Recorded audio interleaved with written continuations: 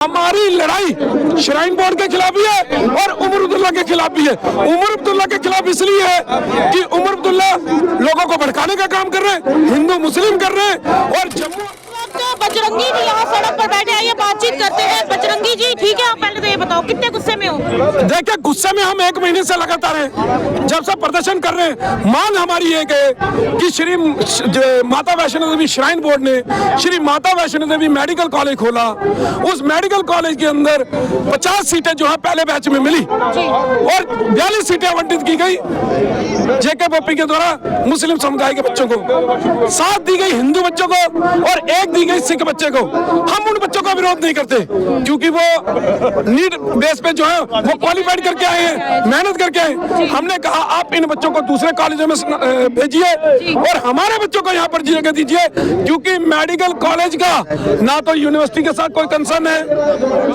जो यूनिवर्सिटी है वो केवल यूनिवर्सिटी पेपर लेने तक बाध्य है, मेडिकल कॉलेज के पेपर लेने तक बाध्य, बाकी कोई फंडिंग किसी प्रकार का भी कोई लेन देन यूनिवर्सिटी के साथ मेडिकल कॉलेज का नहीं है। उमर अब्दुल्ला साहब का कहना है कि जमीन तो स्टेट की है, तो उसमें देखिए, मैं पूछना चाहता हूँ, गर्दौरी दिखाए ना, कौन सी जमीन है उनकी? वो कह रहे पैसे दीजिए। किस चीज के पैसे मांग रहे हैं? उनके बाप के नाम कोई गर्दौरी नहीं है। उनके मेरिट पे जो हमने बच्चों के खिलाफ विरोध ही नहीं किया। हमने बच्चों के खिलाफ कहाँ विरोध किया? ना हमने किसी कम्युनिटी के खिलाफ विरोध किया। हम तो श्राइन बोर्ड के खिलाफ प्रदर्शन कर रहे हैं। हम श्राइन बोर्ड से अपना हक मांग रहे हैं। लेकिन उमर अब्दुल्ला जिस प्रकार की भाषा का उपयोग कर रहे हैं, लगता है कोई धर्मगुरु है। वो मुख्यमंत्री तो है ही नहीं। लेकिन उमर अब्दुल्ला साहब खुद कह रहे हैं कि अगर ऐसी बात है तो धर्म को बीच में मत लाओ।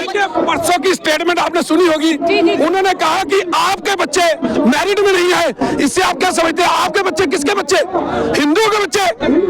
तो सीधे हिंदू मुस्लिम कौन कर रहा है? हमारी एक भी स्टेटमेंट निकाल के बताएं जिसके हमने किसी धर्म को या इन बच्चों को टारगेट किया हो।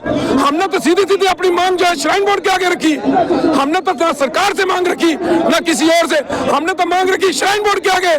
लेकिन मिर्ची जो है मुख्यमंत्री को लग गई। कुछ दिन पहले भारतीय जनता पार्टी भी गई हुई थी एलजी साहब के पास, और कहीं ना कहीं कहा जा रहा है दिल्ली भी जब गई हुई थी तो इसी मुद्दे को लेकर गई थी। क्या लगता है भारतीय जनता पार्टी भी कुछ नहीं कर पा रही जो अभी तक हल नहीं हुआ है? देखिए, भारतीय जनता पार्टी का जो डेलीगेशन दिल्ली गया था, उन्होंने आके रखा कि हमने बात जो है हेल्थ मिनिस्टर केंद्र में रखी है, जेपी नड्डा जी के पास, तो जल्द इसके ऊपर समाधान होगा।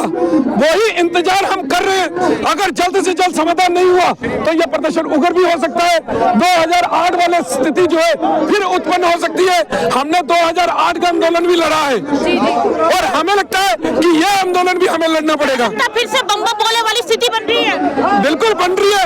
अगर हमारी बातें नहीं मानी जाएंगी तो 2008 वाली स्थिति बनेगी। कितनी देर का अल्टीमेटम दे रहे हैं आज? देखिए, हम 5-7 दिन और देखेंगे। जिस प्रकार से जेपी नड्डा जी ने बोला है कि जल्द इसके ऊपर समाधान होगा, अगर जल्द समाधान नहीं होगा तो हम सड़कों के ऊपर होंगे। आज एक आखिरी सवाल, आज किसके खिलाफ है? सिर्फ श्राइन बोर्ड के खिलाफ है, उमर अब्दुल्ला के भी खिलाफ है, ये सबके खिलाफ है? हमारी लड़ाई श्राइन बोर्ड के खिलाफ भी है और उमर अब्दुल्ला के खिलाफ भी है। उमर अब्दुल्ला के खिलाफ इसलिए है कि उमर अब्दुल्ला लोगों को भड़काने का काम कर रहे हैं, हिंदू मुस्लिम कर रहे हैं और जम्मू और कश्मीर को लड़ाने का काम कर रहे हैं। साथ ही बोल रहे हैं कि वो फेवरेटिज्म भी करते हैं कश्मीर का।